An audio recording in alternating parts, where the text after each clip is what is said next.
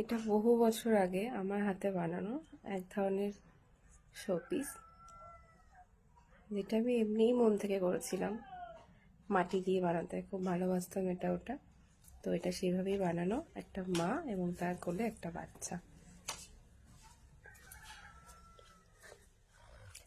এটা বাঁকুড়া বা পুরুলিয়ার ওইদিকে গেলে এটাকে এখন হাতের কাজ হিসাবে পাওয়া যায়।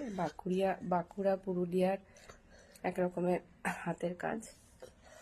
তো তখন তো এইসব জানতাম না, তখন এমনি মাথায় এসেছিল এবং বানিয়ে ফেলেছিলাম।